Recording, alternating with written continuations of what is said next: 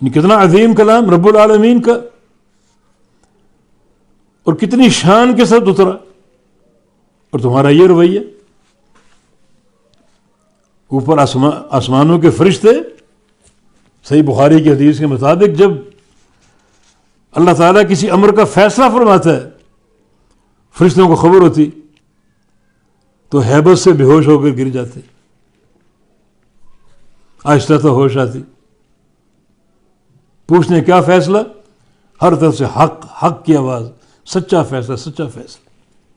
یہ ملائکہ اتنی عظیم مخلوق اللہ تعالیٰ کے فیصلے صادر فرمانے کی خبر پر بے ہوش ہو کر گر گئے، اور تم کہ کتاب حق، قول فصل اللہ تعالیٰ اتارتا ہے، اور تمہارا یہ رویہ، قبول نہیں کرتے، انکار کرتے.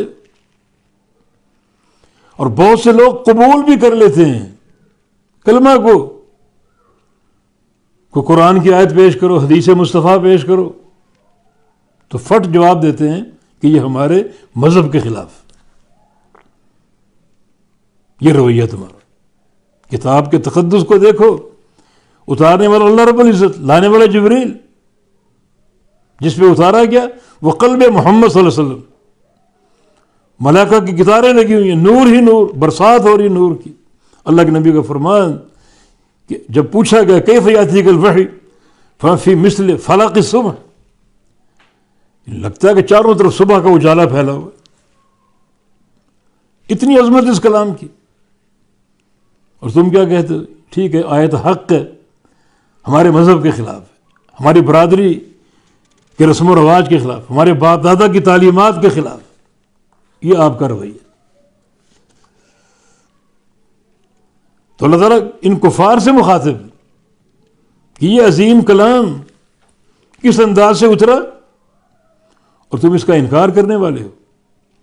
وَتَجْعَلُونَ رِزْقَكُمْ أَنَّكُمْ تُكَذِّبُونَ، اور تم کرتے ہو اپنا شکر، رزق و معنی شکر، یعنی کلام عرب میں رزق شکر کے معنی میں بھی، اور تم کرتے ہو اپنا شکر جو ہے کس صورت میں، انکم تکذبون، کہ تم جھٹلاتے ہو.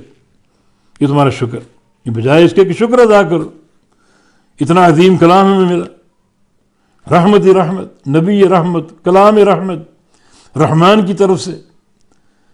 شکر ادا کرو، اللہ تعالیٰ کا دین ہم تک پہنچا، یہ تعلیمات ہم تک پہنچی، مگر تمہارا شکر کیا ہے؟ تم تکذیب، جھٹلاتے ہو.